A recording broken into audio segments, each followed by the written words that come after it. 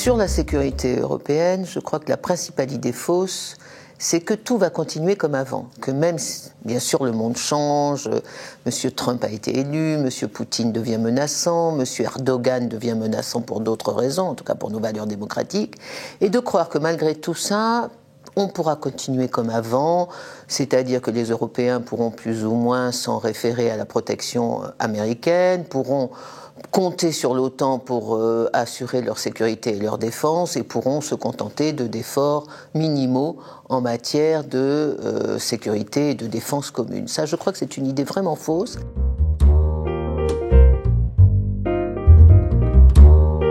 Alors, je crois qu'il y a deux obligations.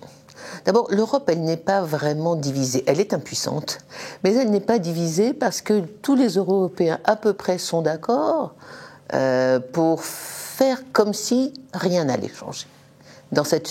Sont d'accord dans une politique du déni à l'égard des changements du monde. Et je crois que ce qu'il faudrait faire en revanche pour les Européens, ce serait de cumuler une vigilance stratégique et une vigilance démocratique. Je crois qu'aujourd'hui, on est dans un monde où les deux vont ensemble. C'est-à-dire qu'il faudrait à la fois que les Européens décident vraiment, pour une fois, de tirer les leçons de l'évolution du monde et par exemple de cette équation très simple qui est de dire de plus en plus de crises, de moins en moins d'Amérique devrait normalement entraîner plus d'Europe, donc une très grande vigilance stratégique, un très grand volontarisme stratégique pour faire vraiment une défense commune, mais en même temps une très grande vigilance démocratique. Je crois que les deux vont ensemble.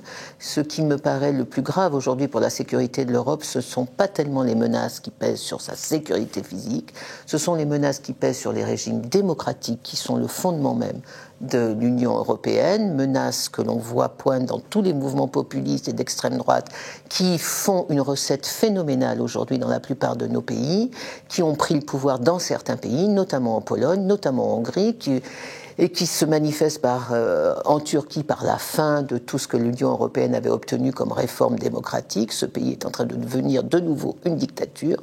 Donc je crois qu'il faut que les Européens aient une très grande vigilance démocratique. Il faut s'inquiéter des déclarations de M. Trump contre l'égalité homme-femme, contre l'égalité des races, contre l'égalité sexuelle. Il a fait des déclarations qui sont scandaleuses en termes de valeurs démocratiques.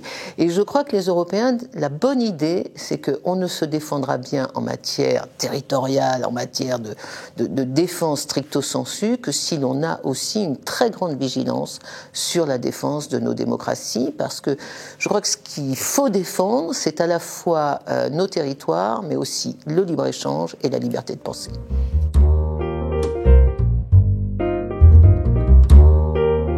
C'est pas simplement une crise de confiance.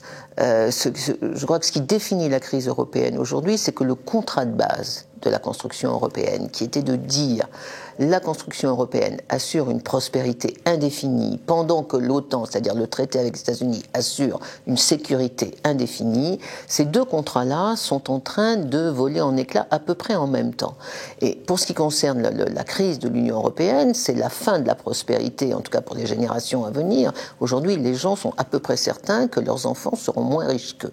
Et ça, c'est vraiment la crise de confiance vis-à-vis de l'Union européenne qui n'a pas délivré, c'est-à-dire qui ne maintient pas sa promesse de prospérité. Et donc, comment rétablir une confiance dans l'Union européenne? Le b.a.-ba, c'est d'essayer soit de rétablir de la prospérité, soit d'expliquer qu'on est dans un monde où peut-être la croissance n'est plus l'horizon des économies développées, mais au moins avoir un discours intelligible sur qu'est-ce que la croissance aujourd'hui dans la mondialisation. Et puis, quand on a fait ça, après, il faut expliquer aux gens pourquoi, à quoi ça sert l'Europe au XXIe siècle.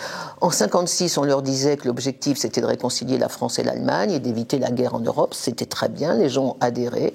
En 90, dans les années 90, quand l'Union soviétique a disparu, on a inventé un autre projet européen qui était de réconcilier l'Est et l'Ouest du continent, réconcilier les deux parties divisées pendant la guerre froide, et ça a plus ou moins bien marché. On a finalement accepté le plombier polonais, mais ça a été déjà un tout petit peu plus difficile. Aujourd'hui, en 2017 ou 2016-2017, on ne peut pas dire aux gens que l'Europe sert à réconcilier la France et l'Allemagne ou à réconcilier la Pologne et le Portugal. Donc il faut inventer un nouveau narratif. Moi, je crois qu'il n'y a qu'un seul narratif possible, c'est d'expliquer aux citoyens européens que l'Union européenne est la seule façon pour eux de contrôler un tout petit peu l'évolution de la mondialisation, c'est-à-dire d'écrire des règles du monde à venir. Et pour écrire des règles du monde à venir, il faut être ensemble, parce que les nations européennes toutes seules, c'est tout petit, tout petit.